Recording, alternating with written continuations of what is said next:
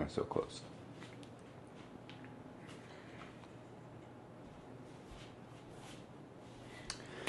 Imagine this. You're standing in the sand at the most important beach volleyball tournament of the year. It's referred to as the granddaddy of them all, or the Wimbledon of beach volleyball, the Manhattan Beach Open AVP. And it's match point, and the crowd is as loud as ever, and they're so close you can hear every word. You have to wear special socks on your feet so that the sand does not burn your feet and send you to another trip to the hospital. It's one of those moments where everything's on the line. And the question is, are you going to stay calm and deliver? Or is it going to be too hot for you? We've all faced moments like this, whether it's in sports, at work, at school, or just in our everyday lives. But today I'm going to show you a few techniques that can help you deal with high stakes, high stressed environments by using a few powerful tools that I believe anybody can apply. I'm a professional beach volleyball player, and over the years I've learned that preparing isn't just about physical training. It's about the breath, the mind, and the body all working together simultaneously. It's the key to how I stay calm and prepare for most of my big events, like the Manhattan Beach Open. Now, whether it's dealing with stress in your everyday life or sports, it all comes down to three important keys, in my opinion. Mindset, that includes the controllables, the things that you can control. Your breath work is the best way to stay calm and keep a clear head and stay grounded. And then my physical routines and preparation, which also includes recovery to reset my mind and my body to gear up for these high stress environments. Now let's start with number one, the most important one in my opinion, is your mindset. This includes and controls your attitude, your function, how your body moves, and your preparation for keeping it controlled in all different types of environments, okay? If you are able to keep your mind focused on all those things that you can control, then you'll do a lot better job. A few things that you can't control would be things like the weather, the ref, your opponents, or even how your teammates are playing. So, I focus on what I can control and I let go of the rest.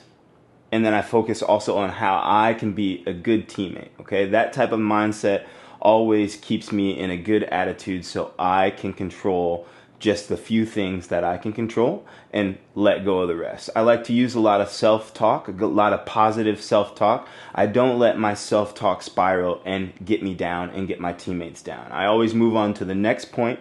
I'll take a deep breath and let it go. This helps me bounce back super quick, and it doesn't add and compound into those stressful situations. So that's main point number one. My main point number two is to use breath to keep calm and stay focused. So we talked about the things that we can control.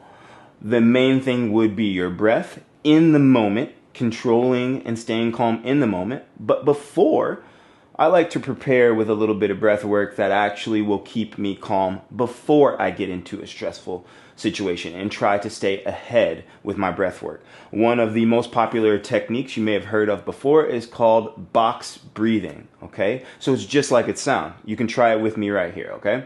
So I would breathe in for a count of 4, 1, 1,000, 2, 1,000, 3, 1,000, 4, 1,000. Hold for the count of 4, 1, 1,000, 2, 1,000, 3, 1,000, 4, 1,000. Breathe out for a count of 4, 1, 1,000, 2, 1,000, 3, 1,000, 4, 1,000. And I hold for the last 4, 1, 1,000, 2, 1,000, 3, 1,000, 4, 1,000.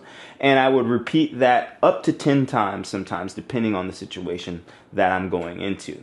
So did anyone notice that after their breath work that maybe it calmed their nerves a little bit, lowered your heart rate, or just brought you back to center? It always helps me stay in the present moment, okay? Last point, our last key main point, number 3, physical preparation and recovery. Okay, so let's talk about stress and how stress likes to remain in the body after an incident has stressed you.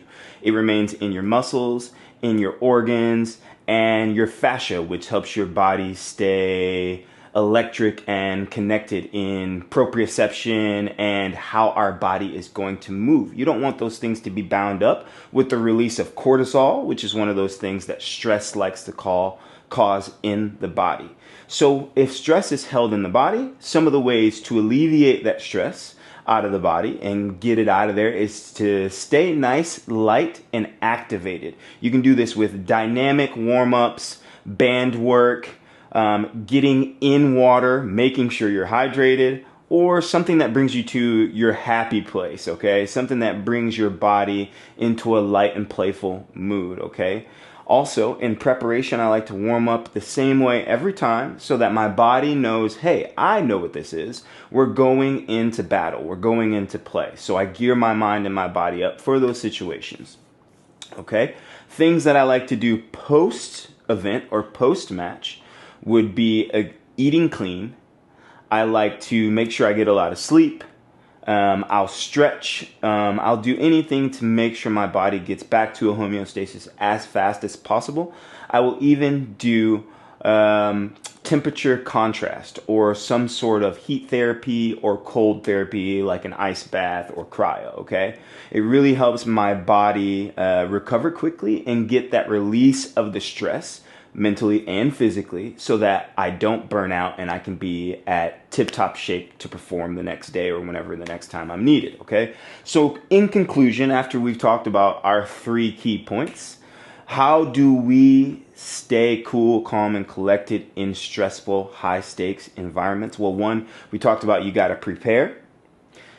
Also, you can make sure you're controlling your breath and focusing on the things that you can control on.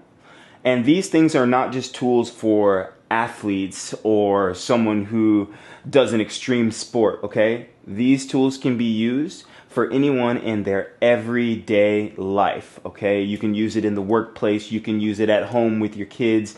You can use it in any situation where you may feel that you're in stress, okay? Breathe. Keep a good track on your attitude and trust all of your training.